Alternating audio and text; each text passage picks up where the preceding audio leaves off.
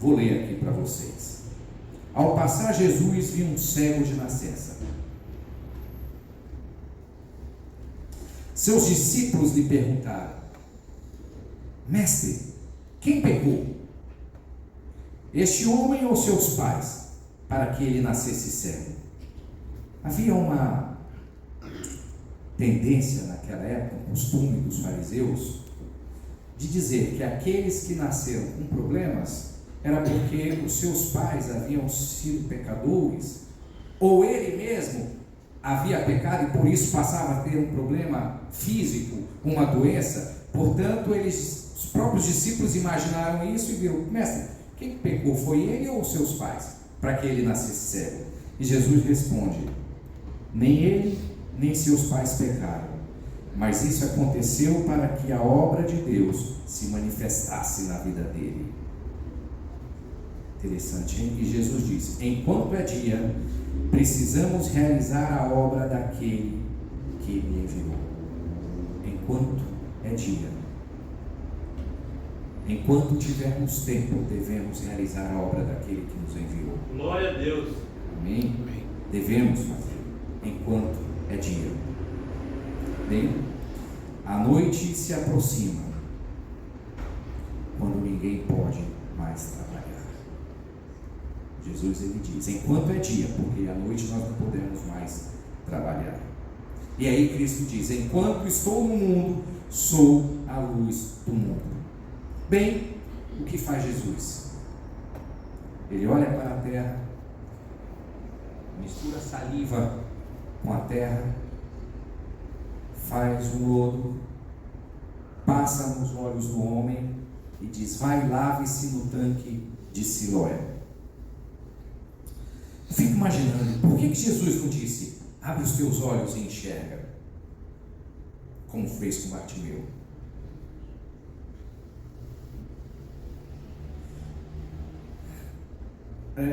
O tanque de Siloé também era chamado de tanque do enviado. Havia uma tradição judaica de que uma vez por ano o anjo descia sobre o tanque, e quando as suas asas tocavam ali o tanque, aquele que entrasse naquele momento ficava curado de toda e qualquer doença. Era uma crença. E eles ficavam ali por perto esperando o anjo, o enviado, quando ele tocasse na água, para que a pessoa entrasse e ficasse curada. E aí Jesus passa barro no olho dele e diz: vai lá e lave no tanque de Siloé. O homem foi, lavou-se no tanque, imediatamente os seus olhos se abriram, ele passou a enxergar. E quando perguntavam para ele o que aconteceu, ele diz: eu fui curado. Por quê? Por um homem chamado Jesus. Bem, as pessoas começaram a se maravilhar com o que havia acontecido. E logo foram ali os fariseus e doutores da lei. De jeito nenhum. Imagina! E chegaram a duvidar que ele fosse cego. Então tiveram o primeiro diálogo com ele, e ele diz: olha, eu fui curado, só sei que eu era cego, e fui curado por um homem chamado Jesus. E eles disseram: não, tem alguma coisa aí estranha, vamos lá nos pais deles. E o relato bíblico mostra de que eles procuraram os pais do cego, e disseram: é esse seu filho? Ele diz: é. Ele era cego? Sim, é cego desde nascença. Como que ele está curado agora? O texto bíblico diz que os pais não ousaram testemunhar, porque ouviram dizer que os fariseus iriam expulsar do templo, ou seja, iriam cortar da igreja, iriam expurgar, iriam remover da igreja, se eles dissessem que haviam sido curados por Jesus Cristo.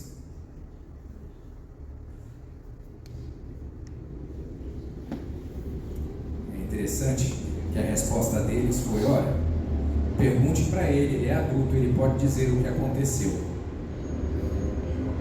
Porque eles temeram serem excluídos da igreja, da sinagoga, e não quiseram testemunhar. Mas disseram que ele era cego, ele era cego. O texto bíblico diz: eles temeram porque ouviram dizer que os fariseus expulsariam da sinagoga. Perguntem para ele. E aí, nós voltamos agora, quando eles voltam para um segundo diálogo com esse homem cego. Está lá a partir do verso 24 de João, capítulo 9. Pela segunda vez chamaram um homem que fora cego e lhe disseram: para a glória de Deus, ou jure em nome de Deus. É isso que eles disseram, né? Sabemos que esse homem é pecador. Primeira coisa que disseram: sabemos que esse homem é pecador. E sabe o que o cego respondeu? Olha, não sei se ele é pecador ou não. Uma coisa eu sei: eu era cego e agora eu vejo. Glória a Deus. Amém. Então os fariseus lhe perguntaram: o que ele lhe fez? Como ele lhe abriu os olhos? E ele disse: ele respondeu: eu já lhes disse, e vocês não me deram ouvidos. Por que querem ouvir isso de novo? Porque o cego havia contado o que Jesus havia feito. Ele disse: mas eu já expliquei. Por que vocês insistem? Por que vocês querem ouvir isso de novo? Acaso vocês também querem ser discípulos dele?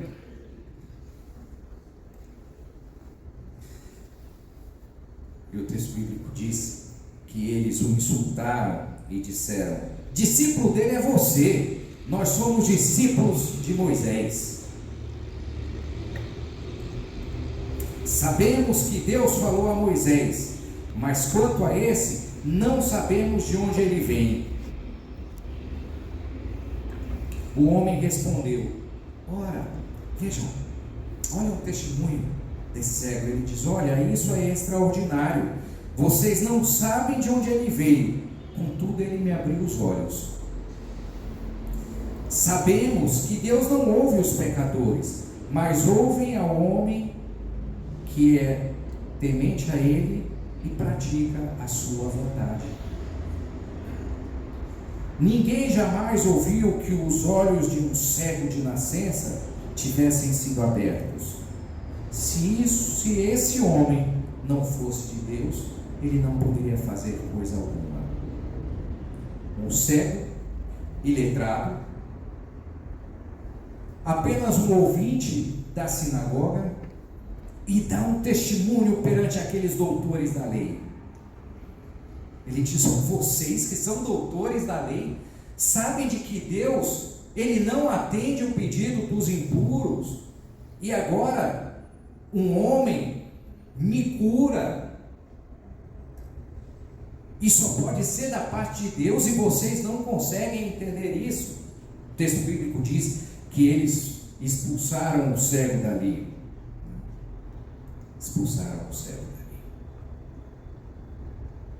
Voltemos ali à primeira história nossa. Concluímos essa com um belo testemunho. Voltemos a Balaão. Nós fomos tentados a achar de que fantástico, que maravilha. Balaão deu um testemunho. Foi um testemunho que Balaão deu? Sim. Profetizou, é verdade. Foi verdadeira a sua profecia? Sim. Mas olha o que Pedro nos diz na 2 Pedro capítulo 2, verso 15. Falando a respeito dos ímpios. Ele diz o seguinte: os quais deixaram o caminho direito, erraram segundo o caminho de Balaão, filho de Beor, que amou o prêmio da injustiça. Opa! Pedro, lá no finzinho da Bíblia, está dizendo de que Balaão amou o prêmio da injustiça. O que aconteceu? Balaão era um cego espiritual, teve os seus olhos abertos, contempla em visão a vinda de Cristo. Por 4 vezes ele abençoa o povo, diz que ele iria ver a volta de Cristo, contemplá-lo-ei, mas não agora. Mas Pedro disse que Balaão amou o prêmio da injustiça. O que aconteceu? Bem, meus amigos, Balaão estava decepcionado mesmo após aquele testemunho. Ele estava decepcionado em suas esperanças de conseguir riquezas e glórias humanas. Patriarcas e Profetas continua dizendo: o pecado da cobiça, que Deus declarou ser idolatria, dele fizera um servo. E mediante esta única falta, Satanás obteve inteiro domínio sobre ele, e isso causou a sua ruína. Balaão tinha apenas um único pecado. A senhora vai descreve e nos revela aqui. Qual pecado? Cobiça. E mediante esta única falta, Satanás obteve inteiro domínio sobre ele. Isto foi a causa da sua ruína. Bem, nós conhecemos a história. Balaão procurou Balaque e disse: olha, vamos tentar fazer alguma coisa, não adianta amaldiçoar o povo, Deus não vai permitir, mas vamos fazer o seguinte: separa as mais belas jovens, os mais belos rapazes, os filhos do rei, e leva-os para se relacionar com o povo de Deus. Em outras palavras, abre a porta da igreja, deixa todo mundo entrar, é verdade. Deixa entrar, não precisa mudar não dos seus costumes, pode vir com os seus costumes, a igreja está de portas abertas. Jesus aceitava todos os pecadores, é verdade, mas ele dizia o quê? Vai e não peques mais. Cuidado com a igreja de portas abertas, onde todo mundo entra, onde não precisa mudar a sua vida, onde você continua com seus princípios, com seus costumes, porque isso é doutrina de Balaão. Porque é mais fácil a igreja absorver esses costumes do que ela modificar aqueles que o trazem para dentro da igreja. E foi isso que aconteceu. Balaão levou a sua doutrina para o arraial do povo de Deus. Ao eles cultivarem a amizade, o relacionamento com aquelas jovens, com aqueles jovens, com aqueles amigos, quem sabe com o desejo de convertê-los e assim por diante, algo começou a acontecer no povo de Deus. O ensinamento básico de Balaão era confundir assuntos espirituais e morais com interesses materiais. O plano foi prontamente apresentado pelo rei, e ele preferiu ajudá-lo, e ele próprio ajudou a levá-lo a cabo. Para vocês entenderem, meus queridos, Israel foi então seduzido e levado à prostituição e à idolatria por causa do iníquo conselho de Balaão. O povo de Deus se contaminou. Ao invés de ser um povo puro e converter aqueles, o que eles fizeram? Eles se converteram a eles, ao invés de converterem eles. A igreja é um local de portas abertas? É. Devemos receber todos? Devemos. Mas cuidado. Aqui tem que ser um ambiente transformador. Quem vem pela igreja e não se transforma, cuidado. Algo precisa ser feito. O Espírito Santo age e transforma? Age e transforma. Mas a igreja não pode absorver os costumes do mundo, porque isso é doutrina de Balaão.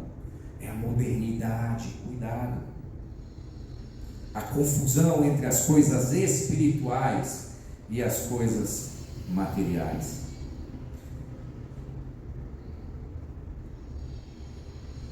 Balaão foi testemunha do êxito de seu plano diabólico. Viu a maldição de Deus sobrevir ao seu povo e milhares caindo sob o seu juízo. Números, lá no capítulo 25 e depois no capítulo 31, mostra que Deus em determinado momento resolveu agir contra o povo e morreram 24.000 pessoas pela maldição divina. 24.000 pessoas morreram, vítimas da doutrina de Balaão, inclusive Balaão. Nós estamos aqui finalizando, mas eu queria compartilhar aqui o fim de Balaão com vocês. O homem de olhos abertos, que era cego e teve os olhos abertos. Olha o que ele diz: a sorte de Balaão foi semelhante à de Judas. Ambos esses homens experimentaram unir-se ao serviço de Deus e de Mamon, e defrontaram-se com um malogro completo. Balaão reconhecia o verdadeiro Deus e planejava servi-lo. Judas cria em Jesus como Messias e uniu-se com seus seguidores. Balaão esperava fazer do serviço de Deus a escada pelo qual adquiriria riquezas e honras mundanas. Judas esperava, pela sua ligação com Cristo, conseguir riquezas e posições naquele reino.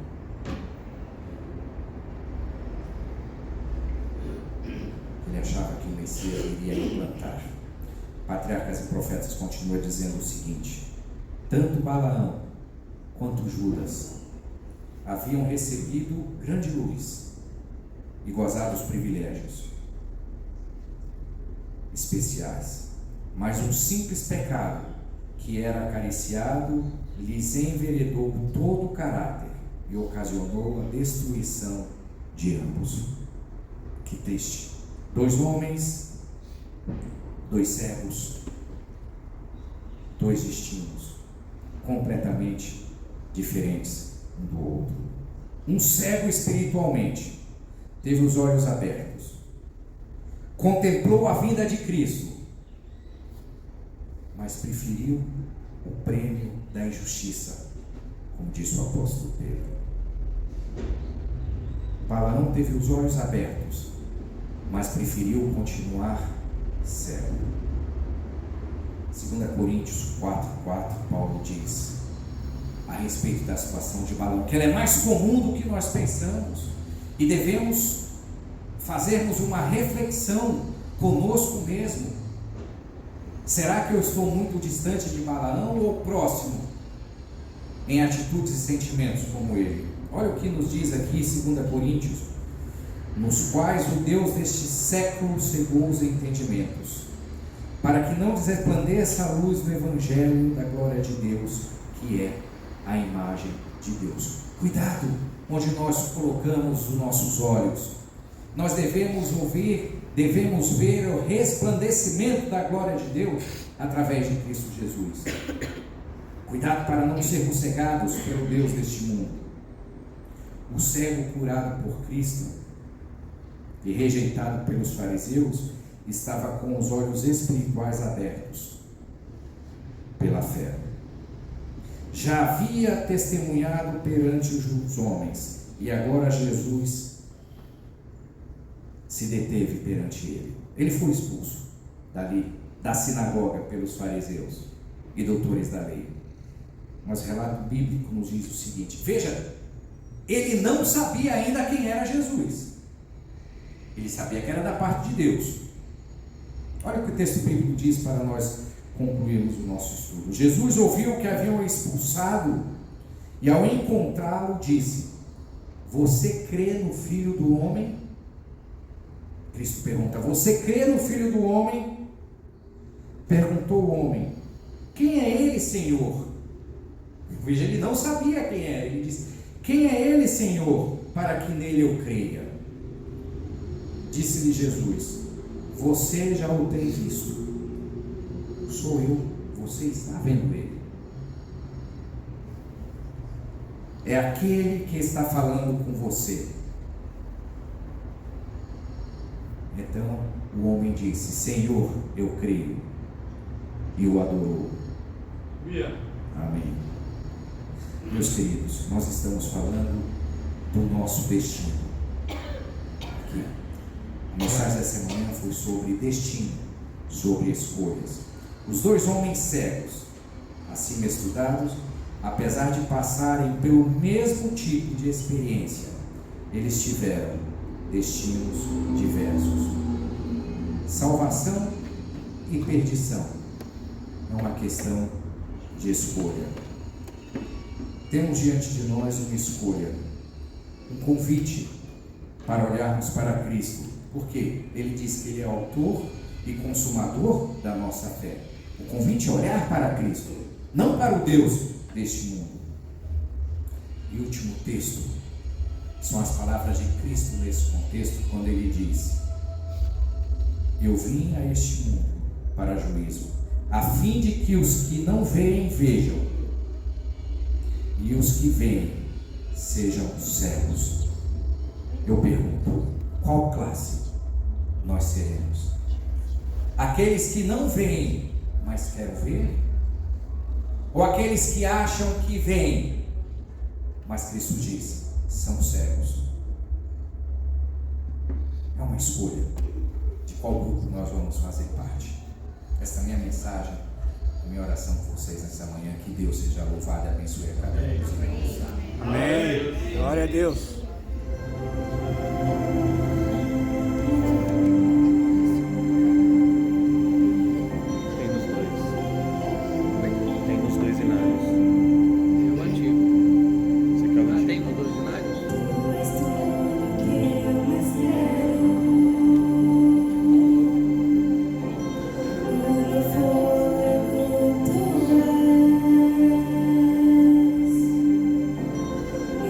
Braços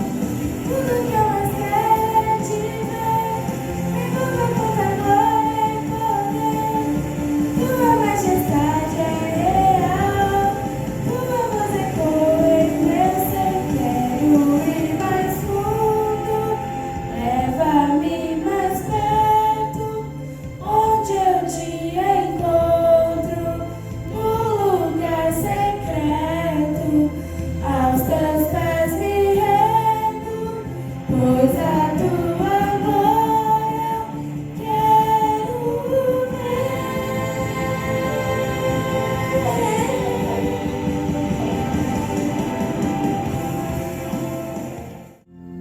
Se amargas tristezas da vida, curvarem tua fronte em dor, e vendo a esperança perdida, caíres nas mãos do temor. Fixa teus olhos no Mestre, confia no bom Salvador, fluirás na luta terrestre, maravilhas do seu doce amor. Se as ondas cruéis do oceano quiserem a nave tragar, e as vagas do mal tão insano fizerem tua fé vacilar, fixa teus olhos no Mestre, confia no bom Salvador, fluirás na luta terrestre, maravilhas do seu doce amor. Se aflitos sem fé, sem coragem, vagando nas sendas do mal, do mundo seguindo a miragem, não ouves a voz divina. Fixa teus olhos no Mestre, confia no bom Salvador, fluirás na luta terrestre, maravilhas do seu doce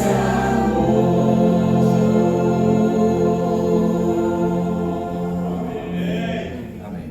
Glória a Deus. Amém. Querido e bom Pai Celestial, nós pedimos, Senhor, abre os nossos olhos para contemplarmos unicamente a Cristo Jesus, o nosso Salvador, o nosso Redentor. Pedimos ao Pai para abrir os nossos olhos, para nós contemplarmos aquele novo céu, aquela nova terra, aquele lar que está preparado para cada um de nós, para cada um dos teus filhos, para cada um daqueles que tiveram uma decisão firme, efetiva ao lado de Jesus Cristo, o nosso Salvador. Mas nós pedimos ao Pai que abra os nossos olhos também, para que nós possamos contemplar em nós mesmos a nossa necessidade de nos desvestirmos da nossa justiça própria, de adquirirmos colírio de Ti, de adquirirmos ouro puro e as vestes da justiça de Cristo, para sermos redimidos, para contemplarmos a nossa condição de pecadores e reconhecermos que necessitamos única e exclusivamente de Cristo Jesus em nossas vidas, ó Pai. Nós pedimos, ó Pai, que abra os nossos olhos, para que nós possamos entender em nossa vida de que a nossa devoção, de que a nossa ação, de que a nossa vontade, o nosso querer tem que estar alicerçado em Cristo Jesus, e que nós estamos aqui para nos preparar para o breve encontro com Ele, quando retornar a esta terra, ó Pai. Pedimos o perdão dos nossos pecados, pedimos que abençoe essa congregação, a cada um dos membros que aqui esteve presente, ó Pai. Abençoe-os agora ao retornar aos seus lares, que teus santos anjos acompanhem, que a sua presença e seu Espírito Santo esteja sobre essa igreja, sobre essa liderança, sobre cada um dos teus filhos, mas principalmente sobre aqueles que não tiveram oportunidade de estar hoje, e sobre aqueles que tiveram, mas escolheram não vir, ó Pai. que Teu Espírito Santo esteja com eles, incomodando-os, até entenderem e enxergarem que aqui é o melhor lugar para estar, porque é a Tua casa. Amém. Essas bênçãos, ó Pai querido, nós pedimos e agradecemos pelos méritos de Cristo Jesus, o nosso Salvador. Amém. Amém. Amém. Glória a Deus. Mais uma vez, agradecemos aqui a presença do irmão Bretes. Ele está na porta despedida de todos enquanto nós cantamos um hino de despedida.